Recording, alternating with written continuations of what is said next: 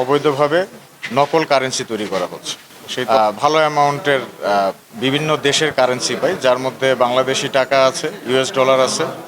ঠিক আছে, এইটার টোটাল মূল্য 20 কোটি টাকার উপরে হবে। এখনও সবগুলো কাউন্টিং শেষ হয়নি। আমাদের কাছে গোপন তথ্য ছিল যে এই বাকুলিয়ার এই এলাকার এই বিল্ডিংটার মধ্যে একটা ফ্ল্যাটে অবৈধভাবে নকল কারেন্সি তৈরি করা হচ্ছে।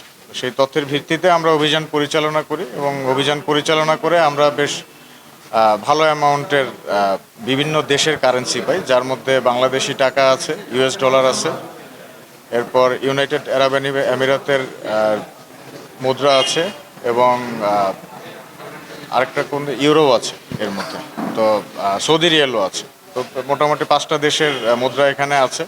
তো যেগুলো বাজারে যদি তারা এটা সেল করতে পারতো, সেই হিসাবে আমরা আজকের মার্কেট রেটে হিসাব করেছি যে এইটার টোটাল মূল্য 20 কোটি টাকার উপরে হবে। এখনও সবগুলো কাউন্টিং শেষ হয়নি। তো এই বিষয়ে আমরা যে ছেলেটা ছিল তানজিদ নামের, তাকে অ্যারেস্ট করেছি এবং সে স্বীকারোক্তি দিয়েছে যে অন্দরকিল্লার একটা ফটোশপের দোকান থেকে সে এটা করতো। আমরা ওইখানে তাদেরকেও জিজ্ঞাসাবাদ করছি। জিজ্ঞাসাবাদে যদি সম্পৃক্ততা পাওয়া যায় তাহলে তাদের অ্যারেস্ট করা হবে। আর আমরা খুঁজে দেখছি যে আরও কেউ কেউ সম্পৃক্ত আছে কিনা। এটা একটা চক্র, যেটার একটা গ্রুপ সিলেটে আজকে সকালে ধরা পড়েছে এবং আরেকটা গ্রুপ এখানে ধরা পড়েছে।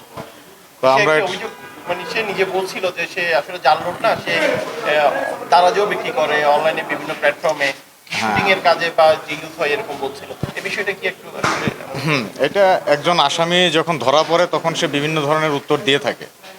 তো সে দাবি করছিল যে প্রথমে বলেছে এটা শুটিংয়ের জন্য। তো তাকে জিজ্ঞাসা করেছি যে কোন সিনেমা বা কোন নাটকে এই তোমার এই মুদ্রা চলেছে, এটার নাম বলো। তো সে কোনো সিনেমা নাটকের নাম বলতে পারে না, বললো এমনিতেই লোকজন ভিডিও করে তারা নেই। এইটা আসলে একটা ফেক স্টেটমেন্ট। তো এইটার উপর ভিত্তি করে কিছু বলাটা ঠিক হবে না। আমরা আইনানুগ ব্যবস্থা অনুযায়ী তাকে চালান করব। পরবর্তীতে কোর্ট থেকে প্রয়োজনে ইনভেস্টিগেটিং অফিসার রিমান্ডে নিয়ে এসে বিস্তারিত জিজ্ঞাসাবাদ করবে। এই মুহূর্তে অ্যারেস্ট কয়জন, একজন না দুজন? এই মুহূর্তে একজনকে আমরা অ্যারেস্ট করেছি। আর ছাপাখানার ব্যাপারটা আমরা এখনও কনফার্ম না, কারণ এই ছেলেটা বলেছে এখন ক্রস চেকিং করে আমাদের দেখতে হবে।